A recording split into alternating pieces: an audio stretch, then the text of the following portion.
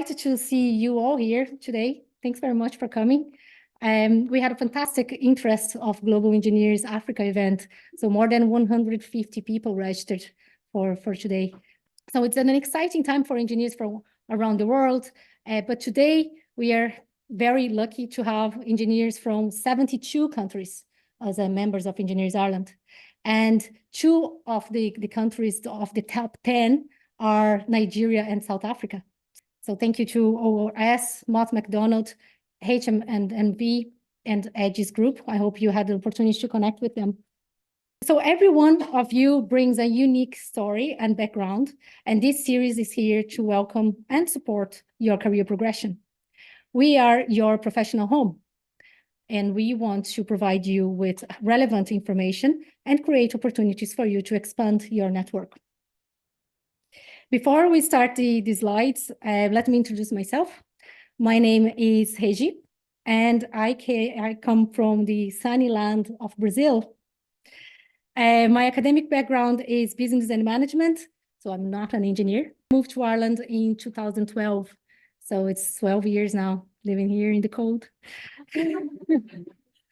So 7 years ago, joined Engineers Ireland. I created the Global Engineers series, which is a free platform for individuals like yourselves that graduated outside Ireland and UK to have access to the engineering industry in Ireland, to help each other, to have to navigate the Irish job jungle, crack the industry codes, and make connections that could open doors you didn't even know existed. So what's coming up today? So we'll start the event with Susan M. Waniki. She's from Mott MacDonald, and she will be sharing her experience, her story with all of us. And then I will be talking why Ireland, why you see so many engineers in Ireland, and about membership, so how to become a member of Engineers Ireland. And I will give a little touch on the professional titles, which is like the chartered engineer, many of you probably heard about. And then my colleague, Nosa Obasuyi, he will talk about the international agreements and also about the salary survey. We'll finish the event with questions and answers. And I also have a little gift then to do like a raffle. Okay. So now I'll pass on to Susan. Good evening, Johnny and Gemma, Hoyanand, Salwana, Dumalan. Thank you for joining us here today as we connect as engineers hailing from the African continent. I'd like to thank Engineers Ireland for this opportunity to address you all. I look forward to sharing the following: my personal professional story, career tips, advice I would have liked to receive before I arrived in Ireland, and lastly, advice to those who are job seeking. I have come a long way from the diamond plains of Botswana, the tea highlands of Kenya, and the Rugby World Cup champions of South Africa, to stand before you all today in Ireland, the complete opposite of the landlocked desert I was born and raised in. I don't know if I could be any more African than being a child born to Kenyan immigrants in Botswana who was educated in South Africa. So why civil engineering? It was during a visit to my default home country that I decided I want to become a transport engineer. I was 15 and it was the 4th time in my life that I had visited Kenya, and my first time as a teenager. We had just landed at Jomo Kenyatta International Airport in Nairobi, and we got a taxi to take us into the city center where we would be staying. This was the first time in the 4 times I had been there that I realized how terrible the traffic was from the airport to the city center. It was absolute gridlock traffic that had us inching along at a snail's pace. A 20-minute journey turned into 3 hours. I was not used to this kind of traffic jam because, again, I'd grown up in Gaborone, Botswana, which at the time had a population of about 200,000 people, whereas Nairobi was boasting around 4 million. In my frustration and annoyance, I asked my parents, why is this happening? And they had the patience to explain and the insight, the fact that the city was struggling to maintain the city was struggling to,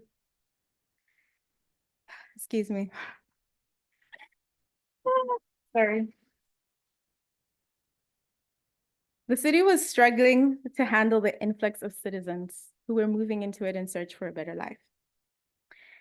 They had that grain of sand of my frustration and annoyance developed into a pearl of realization that I could become part of the solution to the transport and spatial planning dilemmas that we face as a society. I'm very happy to state that since my last visit to Kenya in 2023, this is no longer the case due to the construction of the Nairobi Expressway, which has alleviated this transport engineering problem. So how did I end up in Ireland? So as my introduction stated, I used to live in Johannesburg, South Africa, where I obtained my undergraduate degree. Unfortunately, I graduated in 2021 at the height of the COVID-19 pandemic, which resulted in me being unemployed for the better part of the year. In 2022, I took a role as a business analyst at Deloitte Consulting, working in one of their software development teams for 11 months. But unfortunately, that was still not where I wanted to be. I still wanted to be a civil engineer, and I did not want to give up on the dream that 15-year-old Susan had. I did not want to give up on the effort of my 4-year degree. Unfortunately, I remained unsuccessful in finding a civil engineering role in South Africa. Multiple factors contributed to this, such as changing immigration laws and my lack of industry experience. It was your classic chicken and egg situation where I needed a job to get experience, and I needed an experience to get a job. In light of my new reality, I opted to cast a wider net and apply for international roles on LinkedIn. After numerous applications and almost equally numerous rejections, I got an offer from my current employer, Mott MacDonald. Their hospitable reception as an employer and assisting me with my move from South Africa to Ireland just reinforced that I was making the best decision for my career. Upon joining, I was thrown right into a transportation project, which I was very receptive to as an excited engineering graduate at her first engineering role. So now I'd like to proceed to just give out some career tips that I found useful in my situation and that I hope I can share with you all. So we have some do's and some don'ts related to us as the African diaspora here in Ireland. So first of all, do research industry trends. Different countries have different infrastructure needs. So you could find that the role you're applying for is not the same. You're not doing the same work that you were doing in the country you're coming from. Secondly, stay up to date with immigration information regarding work permits. So as we know, immigration legislation is a constantly moving goalpost, and I have experienced it myself in South Africa, and as an immigrant in Ireland, I feel like I am an immigration expert. Constantly keeping tabs on the information that is shared and just understanding what minimum income requirements that you need to know before accepting any offer for any role that you're applying for. Thirdly, join Engineers Ireland. It's a great networking opportunity, and I have met a lot of people from the African continent here as well, and people from other parts of the world, including Ireland. Also, it will help you understand what pathways are available to get your qualifications recognized and for you to get chartered. Be open to continuous learning and development. So it's a new country, new culture, and a new role. You'll already be doing a lot of adapting in your personal life, and you should translate that into your workplace and do your best to integrate with the culture. And lastly, ask for the company's HR booklet and go through it thoroughly. So be sure to do your pre-job checks and get to know who your line manager is before you accept a role. This will just help you prepare better for it once you move over and understand and have some transparency into exactly what you're getting yourself into. And then some don'ts. Don't pay any money to illegitimate recruiters or immigration agents. This is something that is quite rife when you're eager to move over as well. So just be wary of that and rather contact the Department of Enterprise, Trade, and Employment directly with your questions. Don't accept an offer without doing research on salary bands and costs of living. If you join Engineers Ireland, you'll have access to their yearly salary survey that they do. And you should also use resources like Deloitte Ireland's salary income tax calculator, which can help you calculate what your net tax will be from your gross offer. And lastly, don't get stuck in comparison of where you're from versus where you are. Comparison can help you identify gaps in your knowledge or in your current role, but don't be that person who's always going on in an unproductive way about how you used to do things where you're from. Guys, I'd like to share about living or moving to Ireland. So finding accommodation, I know this is a very, very big topic for everyone. And we've all had our share of struggles finding accommodation in Dublin. But fortunately, in my case, I was able to ask my employer about information on the ground, and I found out about Hosting Power, which allowed me to book my temporary accommodation for when I moved over. Secondly, opening a bank account turnaround times. So I really struggled to open an Irish bank account upon arriving because they didn't accept my Hosting Power receipt as a proof of address. So I was only able to open an Irish bank account using my revenue letter once I'd registered for revenue. But fortunately, we do have Revolut. So that kind of saved me in the meanwhile while I was waiting to do that. And then thirdly, postal services are alive and well in Ireland. So I found it a bit of a culture shock that almost everything is sent by post. Even my temporary login password when I was setting up my tax profile on Revenue. I would advise employees to ask their employers to get their PPS number before arriving in Ireland, because fortunately I was able to do that. I used my employer's address as my own, and they accepted that as my proof of address, and I was able to have my PPSN by the time I arrived in Ireland, which reduced the amount of time it took me to register with Revenue. And then fourthly, plan your move for the summer months if possible. You know, everything is better with a little bit of sunshine, and it helps you make the transition easier. You can get up to date knowing about taking your vitamin D supplements when the winter comes. And lastly, build a community. Look for spaces where you can meet people, such as a local faith community or a hobby or interest. In my scenario, I joined a church and I started attending weekly evening classes in creative writing at a nearby school. And I used Bumble for Friends to meet people my age who were looking for platonic connections. And the last thing I'd like to speak about is advice to job seekers. This is also for our online audience, is to be resilient and keep looking for your role. You only need one yes.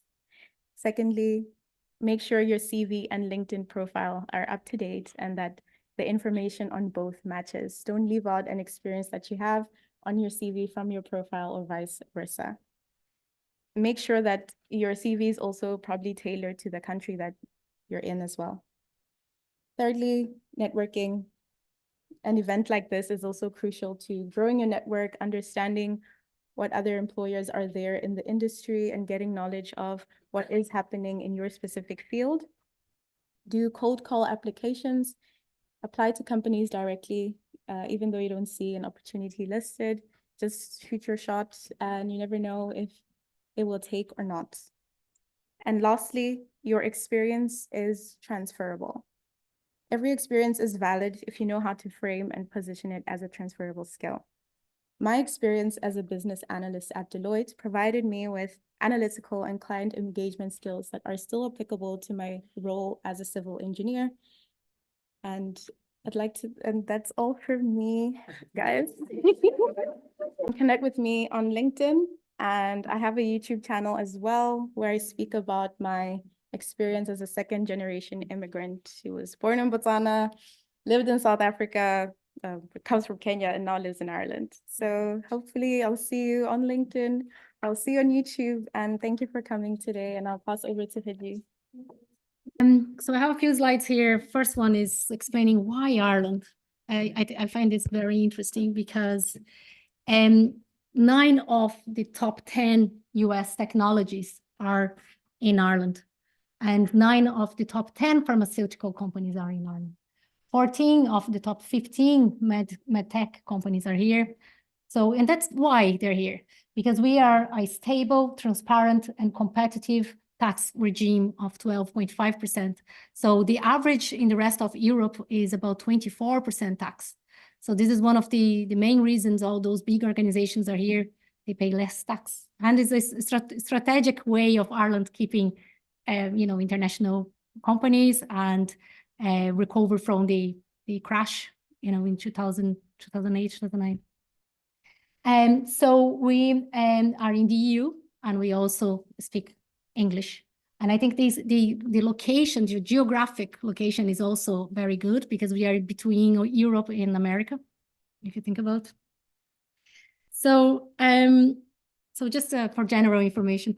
So first, we will start talking about Engineers Ireland. So what is Engineers Ireland? So Engineers Ireland is one of the oldest professional bodies in the world. So it's almost 200 years old. We were established in 1835, and we are multidisciplinary. So any type of engineer can become a member. We have more than 26,000 members, and we are the sole body for awarding registered professional titles. So if you ever heard about the chartered engineer, or maybe the engineering technician, the associate engineer, or the fellow, they're all from Engineers Ireland. We are the only professional body that can award those titles. And we are your professional home. So who can become a member of Engineers Ireland? I have a lot of people asking me that. So anyone can become a member if you hold a degree in engineering, or an engineering technology degree, or maybe other engineering or related qualifications. So let's say someone with bachelor in chemistry, bachelor in physics, and this person works in engineering role, this person can also become a member of Engineers Ireland. And sometimes we see people there are working in engineering, but they actually never went to college, but they work as an engineer for 20 years. They also can become a member of Engineers Ireland. And they are the designatory letters you can use when you become a member. So when you become a member, you can use the MEI, which is Member of Institution of Engineers Ireland. And if you have a technician course, then would be Tech EIE. IEI. Yes. So for those that are not a member yet, I have here step by step how to become a member of Engineers Ireland. First thing to do is to fill out an application form. Some of you received today application form, so you can give us back if you finished filling up that today, or you can go online and fill out an application form online. And then we will need a copy of your qualification, and it must be in English and verified. So verified is because we are receiving all the qualifications digitally, or everything online. So we need someone to see in person first. So how you can do that? There's 2 ways you can do. You can ask someone that is a member of Engineers Ireland. So if you know someone that is already a member, maybe a colleague in work. If you don't know someone, you can then send a form to your college and ask them to stamp and sign for you. Okay? And then after that, we will be asking you for a copy of your ID. So this could be your passport, or maybe your Irish driving license, or your GNIB, and the payment. So how much is to become a member of Engineers Ireland? So students are free. So students will be people that are full-time students, so maybe doing a master's degree or a PhD, but full-time, or maybe someone's studying bachelor degree in Ireland. It's not like an English student. We are not considered then a student for the free membership. But we have a reduced fee for people that are unemployed. So it's €65 for the year. And then the normal membership fee is €280 euro. And if you become a chartered engineer, then we will pay €310 per year. So it's important to also to mention here that some of the engineering organizations, they pay for the membership for their staff, because it's a way of keeping staff is one of the benefits, and also is a way of the engineers keep learning new things, because we offer loads of CPD, loads of continual professional development, which are courses. So after that, once we have your application form, your qualification in English verified, your ID, and the payment, all those documents go to the Membership Qualification Board. They meet once a month, and you then become a member, will be elected as a member of Engineers Ireland.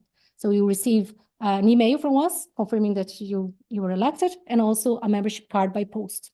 As you said, everything's by post. I'm shocked with that too. So, so what are the benefits of being a member?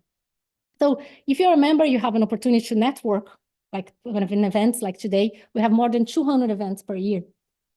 You also have access to exclusive reports, such as the salary survey and technical news. You can write an article and post in our engineers journal. We have an online library with technical documents that you have access. You can include your membership number in your membership, in your professional profile. So if you're looking for a job, you can include that in your CV. And it's very important for people that are from abroad because it's a way of proving that you pass through a verification of your qualification and you are an engineer. And anyone can say that they are anything. So once you become a member, you're proving those organizations, and also is that they know that you already have your qualifications in English. So it's even easier than to apply for a visa, for example. You can include in your LinkedIn and also in your email signature that you are a member. And you can learn new skills. So as a member of Engineers Ireland, you get discounts in all our CPD courses. And once you feel that you're ready to apply for a professional title, you get all the support from us. So we do one-to-one meetings, we do lots of webinars, there's lots of content online as well to help you during this process, becoming chartered engineer, for example. And then you get your international recognition. So if you are traveling to another country for work, or if you're just moving, back to South Africa or going to Australia, you move that title with you. You don't have to go through that process again. So you get an international recognition. And so we are the professional home for global engineers. So last year, 52% of all new members were engineers that graduated outside Ireland and UK. So it shows you how diversified is our membership. So last year, we had 7 events. We had an event for Brazil, for Africa, for Middle East, Spanish-speaking, India, Asia, and we finished the year with an event for all nationalities in Cork, which we had a discussion panel talking about diversity and inclusion. They told us how they put the diversity and inclusion in practice in their organization. So most of those events are available in our YouTube channel, so you can have a look there if you're interested. And for this year, I have the agenda here. So this is the first event of the year. And then in 2 weeks' time, we have a Global Engineers Turkey. And then we have one for Brazil, Spanish-speaking, India in Galway. And then Cork, we'll have an event for Europe. So all the countries in Europe and Middle East and Asia. I have good news. You can make 100 euro. So if you're already a member of Engineers Ireland, you can include your details in the application form. You add, if you're already a member, you add those details there, and you get a gift card by post of 100 euro. So now I will talk a little bit about the professional titles.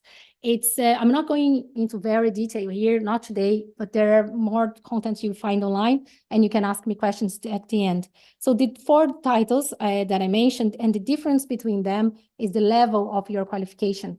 So most of you here today are bachelor degree, you have a bachelor in civil engineer maybe, so you then can apply for the chartered engineer, for example. So a fellow would be then the next level, would be someone that is already a chartered engineer and has more than like around 20 years, 25 years working experience. So we see usually a director being applying for fellow. Also here in this slide, I have for those people that are not very aware, what is a chartered engineer, what is a professional title, why it's important.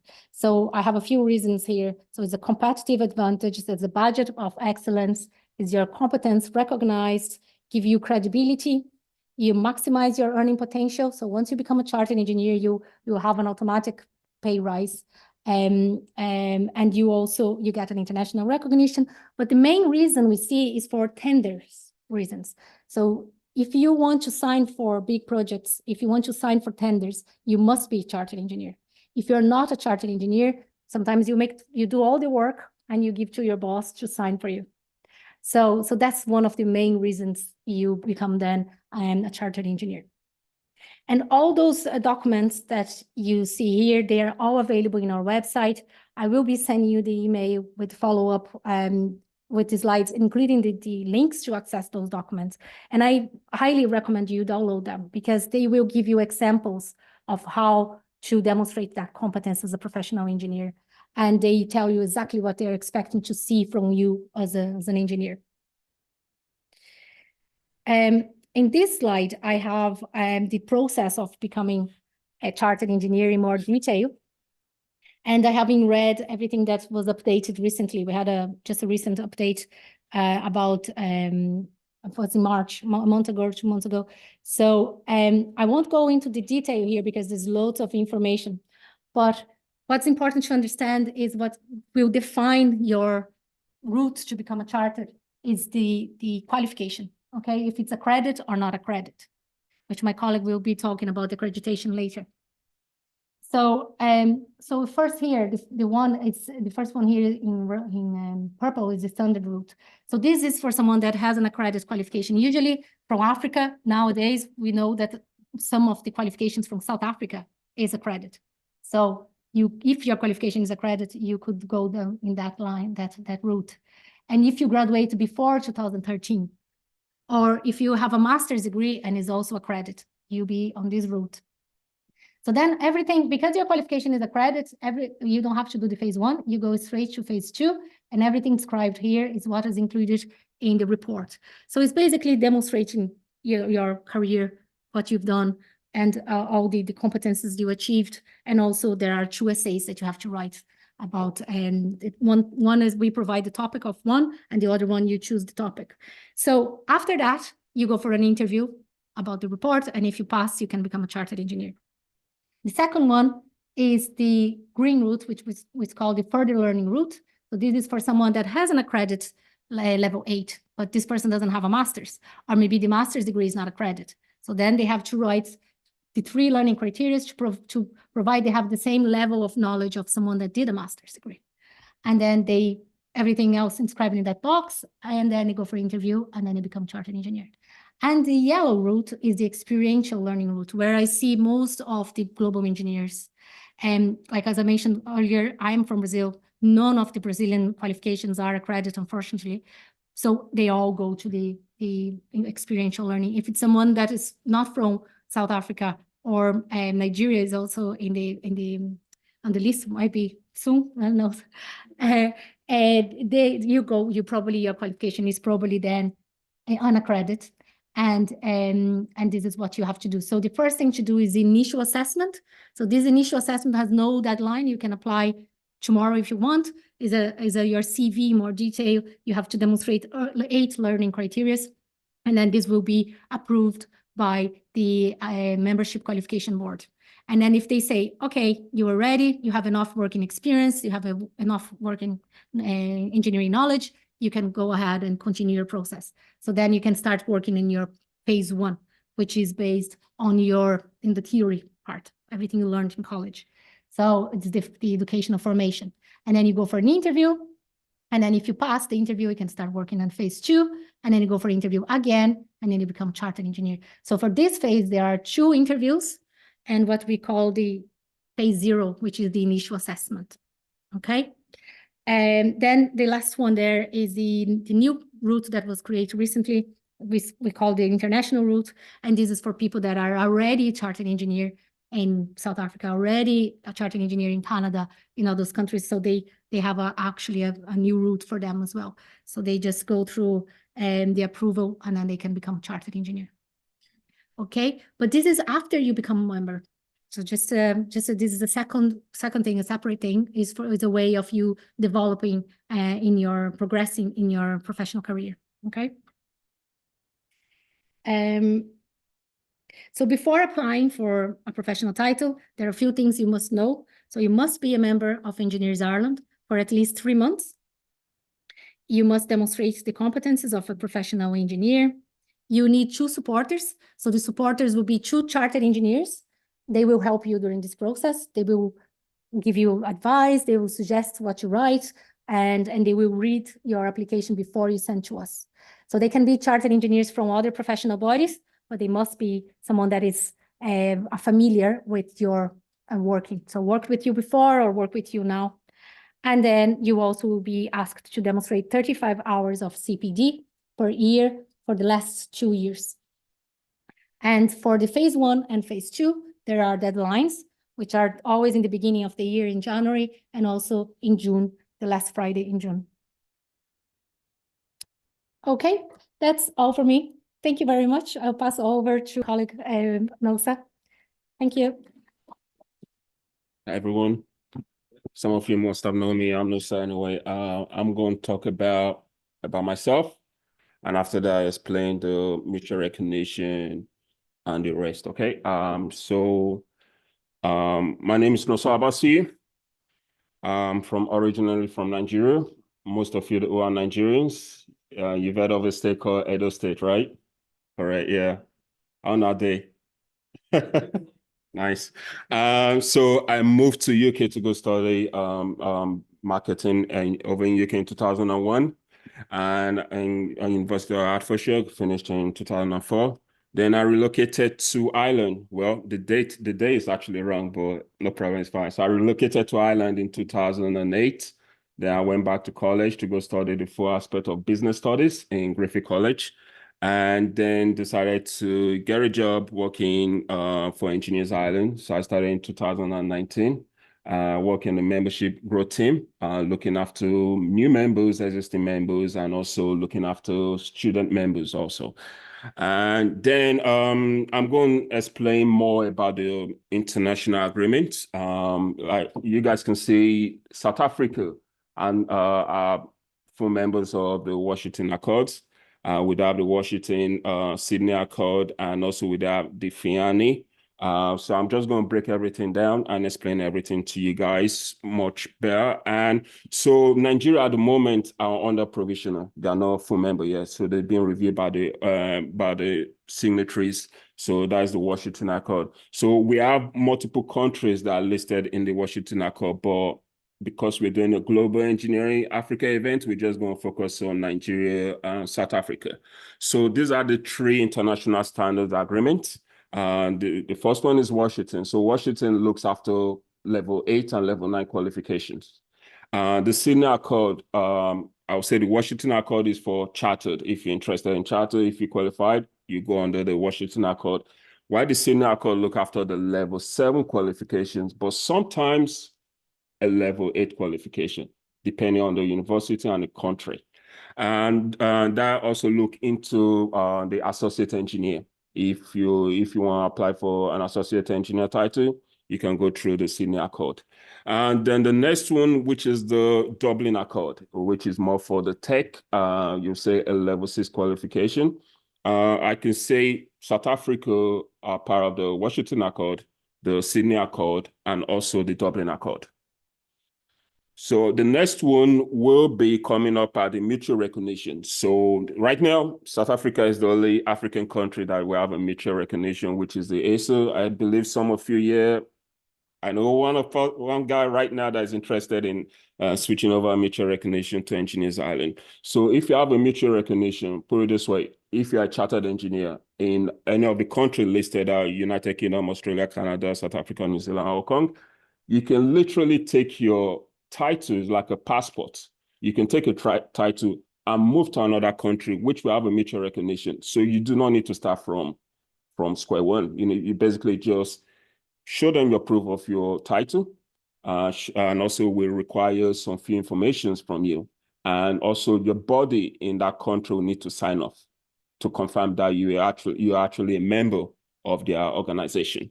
And so the mutual recognition application that is not really done online yet.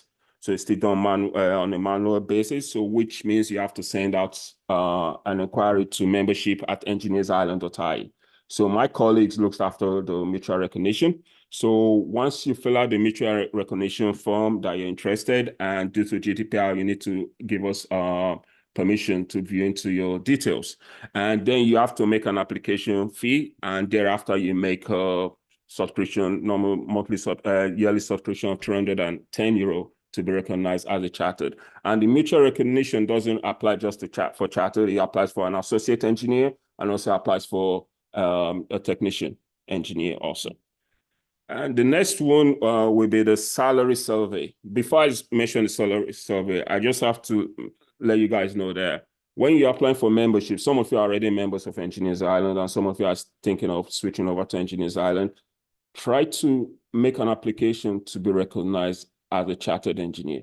Don't just sit there, okay, I'm a member. No, try to aim higher because this is kind of relating to the salary survey. So, because once you are a chartered engineer, I can believe you, the sky will be your limit.